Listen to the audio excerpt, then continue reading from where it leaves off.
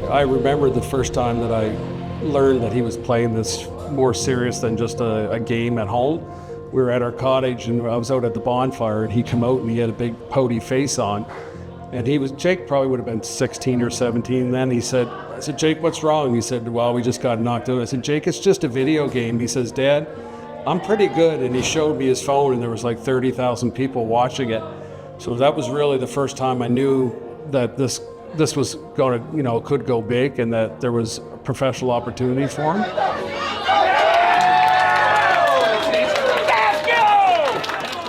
Until I had to learn more about it, which I did. And like every other parent of a child here at this event and any other event, it's such a great esport that anyone can watch it, and I was hooked on it. And Rocket League is a family. And if you look around and see how the parents interact, we love these other parents and we get so close together and we love the folks from the orgs. If you think back to all of the times that we've been together through heartbreak and absolute joy for our kids, we frequently thank Slater for the incredible journey he's taken us on, from the highest highs, from the disappointment of a close loss. It's just been amazing. I think I've been to 15 or 16 of these events, and I've probably been to places that I've never would have gone to before. I always say I'm riding Jacob's coattails. I have from the start. Like a lot of people recognize me, but it's only because of Jacob. And I love talking to people. And so when I'm there, I'll wear the jersey of the org that he's representing, and I'll take pictures and sign autographs and talk to people. It's a great community. I don't think you have the animosity in this esport that you would have in other esports and even other sports. Like all the parents are, we hang out together, we celebrate losses together, we celebrate wins together. It's been an amazing journey, and I save pictures of Worlds in Madrid of here's 16-year-old Slater Thomas, our kid, standing up on stage, being interviewed live after a match, talking in front of 7,000 people, and everybody online as well as those folks in person, telling them about the match and the team and how great it was and how good the other team was. And he came out humble, won, but gave the other team acknowledgement and recognition for how great they played. And it has grown him so much, where it as a person, he has evolved so amazingly well, and he continues to take us on this amazing journey.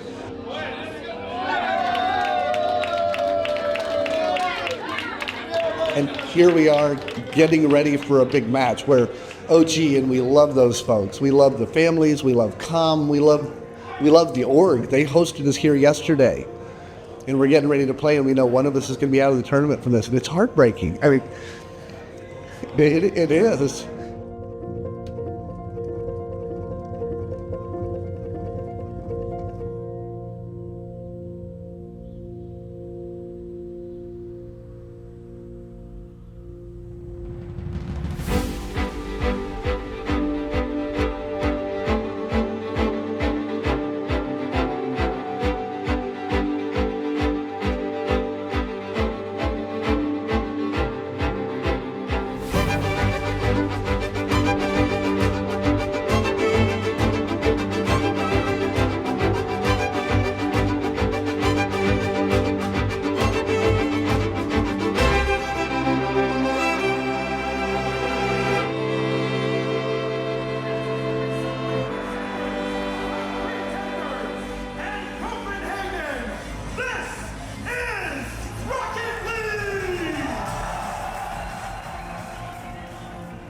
You find the niche, you find your niche in the esports space, and Rocket League has that.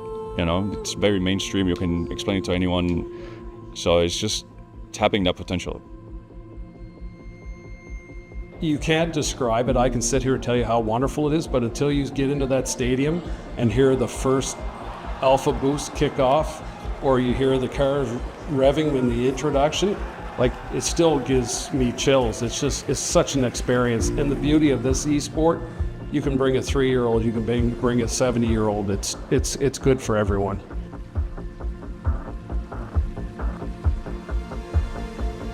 I think, yeah, communication is like a big part, and I feel like, I mean, from like the short amount of time that we've had with Blast so far, that's definitely been like an improvement so far. And especially with the communication, because it doesn't require that much, like, you know, like it does not require much.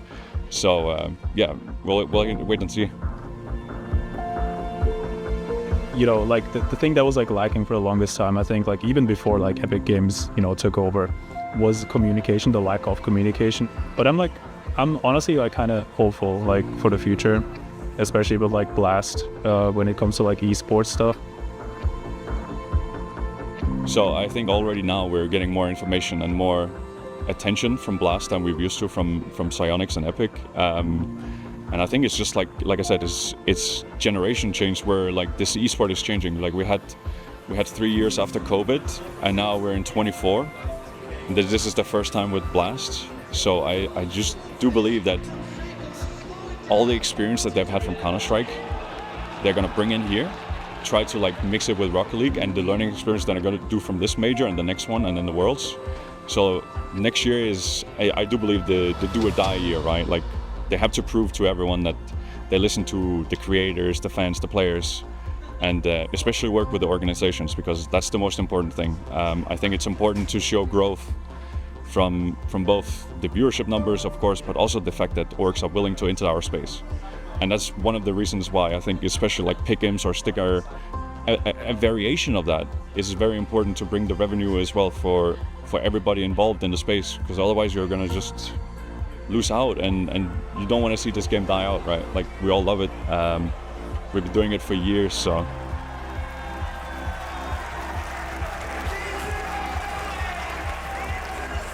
When you're talking about the relationship that orgs need to have both with the players, but also even more so the instrumental factor they play into the RLCS, and from an organizational standpoint at the high level, you can't have an esport unless these players are being compensated. They can't dedicate to this job full time without the financial compensation, and that not only stems from organization to player, and the players need to be taken care of, you also need that same level of love and attention given from the developer back to the organizations. Like the organizations need to be enabled, they need to have information, they need to be communicated with so they can make appropriate decisions, especially if they're spending, you know, upwards of $500,000 a year on some of these rosters between, you know, coach, mental coach, managers, you know, you've got 3 players, a sub potentially. Like that's a lot of money being invested into your game, unless you provide, you know, rev share options or, you know, structural foundations that allow these people to make their money back.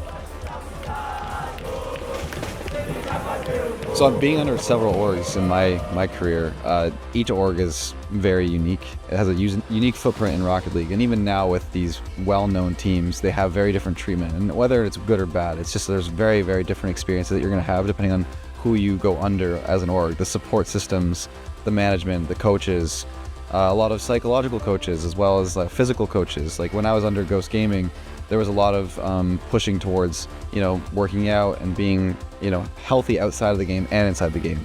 Hours played, all that stuff. Like playing smart, practicing smart, rather than just putting in the hours and just like grinding to a halt. That's gonna tire you out. Anybody naturally will have issues in the future. And we've seen that from some players. There's some players at this LAN right now that have been playing till like 3, 4 a.m. and they burn out on the day. You need to make sure you play smart. So when you look at these orgs, they have to have a really good support system. And with these players who maybe don't understand what it means to be on an org, there should be a lot of research done by these players, and there are young players, so they need to be taught maybe by people who have more experience, and seek out that from people who do know the ins and outs of what it means to be under an org. And so make sure you ask the right questions when you're approached, because you know when you have a team who's really popping off and they're just under their own name, a lot of eyes are on them, a lot of orgs are going to reach out, whether you have the proper management to address those conversations with those orgs too, and make sure you're not being taken advantage of. That's another thing too, is like you can easily, you know, have money thrown at you and be like, wow, this is amazing, I'm a kid, I'm making a lot of money, but you need to make sure that you're being smart about it and you have the right support systems before you even get into that space. I mean, I've been fortunate enough to be part of Team Liquid, and I think Liquid did a lot of things right for us. And a lot of people don't see what they did for us because we didn't really bring people behind the scenes, but accommodations, travel, sponsorships on professional level as a player as well. They handle like all of that. They do sports evals like psychologists, nutritionists. They have all these steps in place already. And I think it's the kind of the bare minimum we need to take as well. But it's going to be hard for a game like Rocket League because the players are so young, right? So you need to have, I think, older talent and especially players to kind of teach the younger generation, like, you guys need to make these changes and adaptations because we made the mistakes of not doing this when we're competing.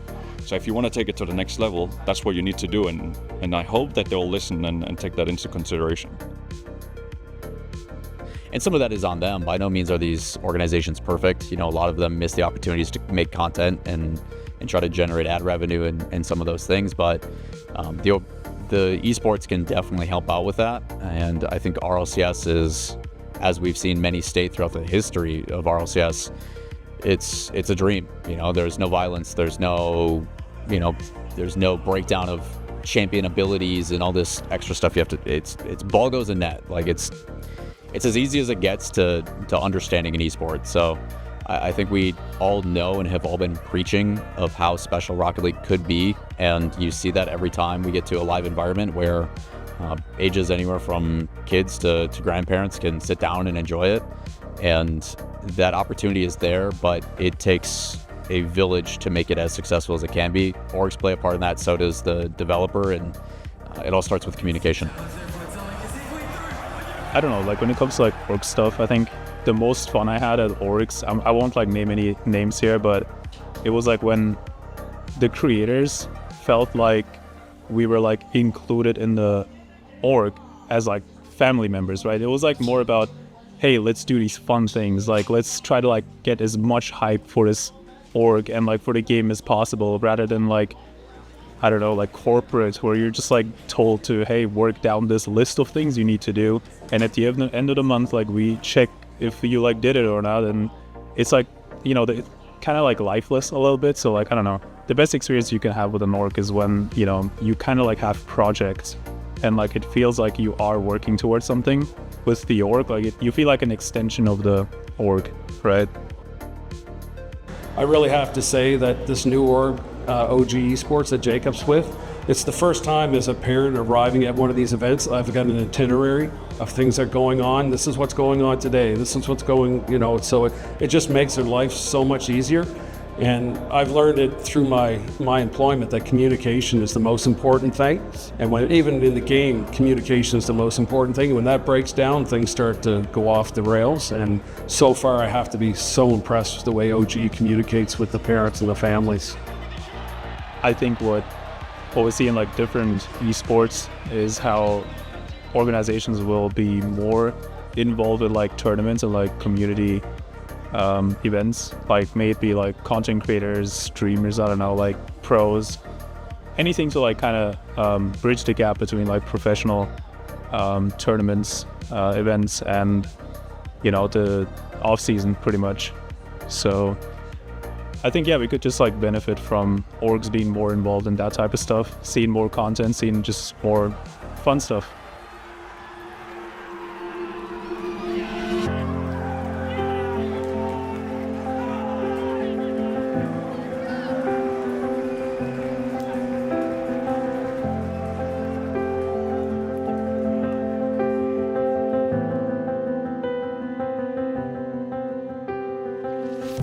When you've been in Rocket League as long as some of us have, we've seen so many different evolutions of what the RLCS can be and what it's become. I mean, you're talking in the early days, these organizations were just as new. You know, there were teams that were some long-standing like G2 and SK that, you know, were kind of blips, but we got lucky that G2 being the second one to stick around as long as they have and provide the solidifications that they have for some of these players has been absolutely instrumental to the growth of the space. You know, we've also had new teams come in last minute that have also made such a large impact on the way that things have basically created a precedent on those expectations.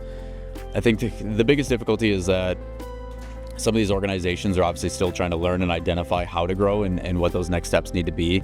I think the important factors are always going to be, you know, making sure the players are taken care of. You know, watching documentaries lately about, you know, child actors and the way that things are taken, and if they're still having those problems in Hollywood. Like, we are so far away from that level of care and attention that you need to make sure that, you know, these kids and these players have mental coaches and the right appropriate staff, you know, strong foundational support, so you can get the most out of them, and doing it in a way, you know, there's so many financial issues and orgs not paying and things that put strain and mental stress on these kids while they're also still trying to grow and develop as young adults is problematic. So the ones that take advantage of that, you know, some organizations that even treat their players not as contractors but as W-2 employees so they can get benefits and, you know, healthcare and stuff like that, especially in the States, which is so important.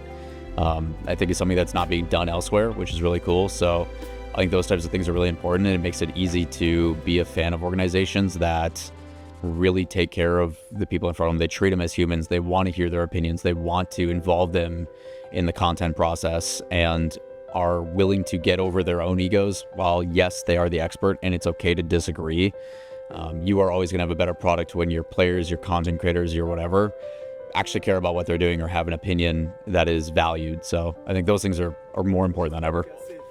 On va tout casser, on va tout casser, on va tout casser, on va tout casser, on va tout casser, on va tout casser, on va tout casser, on va tout casser, on va tout casser, on va tout casser, on va tout casser, on va tout casser. So with me being an ex-pro and playing very early on in the early days of Rocket League, I've seen, you know, I've been very integrated with the pro scene from the very get-go, all the way back in season 1, and seeing how teams organically made their way through, you know, without being under an org, and just how they behaved in that sense, and then how orgs started to present themselves more and more in the scene. Like Flipside started off pretty early, but then when iBuyPower switched over to G2, that was one of the big moments for Rocket League. And so we didn't really have a really good expectation of what it would be like to have a lot of orgs in the scene, but as the game got more and more noticed, we saw that sort of become the norm. And so far, even now, a lot of players still have a lot of the decision-making behind what happens with a team under an org. I think that's been the premise for a long time, is that players have a lot of control. We're going to maybe see in the future that this changes and orgs and management has a lot more to say, or a lot more influence, maybe not necessarily the final decision, because at the end of the day, you want the players to be happy, you want them to feel comfortable with their teammates. And yes, we have a lot of like friends who play with friends and get other friends involved, but we're definitely seeing the doors open a lot more to players who don't really know anybody, or they're no names. For example, like Daniel wasn't really anybody that hung around with those well-known players or was necessarily friends at the very beginning, but because he was noticed and kind of organically got in that spot, in the spotlight, he found his way on there, and we're seeing that more and more. Zen is another perfect example, and it's really cool to see Zen and Daniel kind of have those, you know, yin and yang of EU and NA, so it's really, really cool to see. That's one of the things I do enjoy about Rocket League, is that you have the space and the time to actually do it, compared to, like, let's say Counter-Strike. You never see like Counter-Strike players ever give that kind of feedback or behind the scenes, so you can do that with Rocket League, and that's something I've always enjoyed, like the consistency, just being able to like bring the fans closer to the players, but also the teams. So that's what I enjoy to do, especially. You see the fans, you see people chanting, you see lots of, you know, these signs going up, and it's people loving the adventure and loving the energy and loving the positive fun of what we're doing here.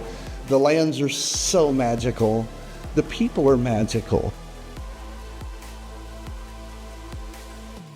Sometimes you bring too much light to the fans, and they take and spin it to their own way. So especially like if you bring like scrims or practice results, then they do take those results too seriously a little bit. But that's how it always goes, like the speculation about it. But I think that's just part of the fandom, right? Like everyone wants to see their fans, their team compete and win and want the best for them. So yeah, there is some, but it's worth it in my opinion. As we evolved, we learned that there was a real balance. Esports can be and is for our son and for all of these competitors and a lot of other up-and-coming competitors, and a phenomenal experience for them. It's much more than just playing a computer game. It is much more than sitting in their room in isolation. And that's probably the biggest point to parents. When our kids are playing an online game, they are part of a community. They aren't simply by themselves in their upstairs bedroom. They are part of a group of friends that they've made real friendships online. They've made real bonds and real connections, and they are learning real life lessons. And then when you come to an event like this, to one of the LANs, you meet all of those people. Obviously now with the transition that's happening in Rocket League, I'm on the content side more than the player side. So the difference for me is very obvious that now we have direct line with Epic, and we're working with them, and they're actually like communicating, which was something we were missing before. And as playing, you deal directly with Psyonix, right? Like, so there's a big transition between those two, and it's very different. But I do believe that, I think, especially this year for Rocket League, it's a growth year. Like we're resetting, we're starting from base, and then we're setting the foundation for the next 5 years. So I think it's a good time to get in, especially for creators, organizations, and players to kind of like reset and then build for the next generation, because I think it's coming. So they build a community. It is just because it's not face-to-face doesn't mean it's not real. And the online gaming is real, and the online community and the online friendships are very, very real. And then in our cases, we've been blessed with the opportunity to cement them in person. But it's real, and it's awesome. It's absolutely freaking amazing.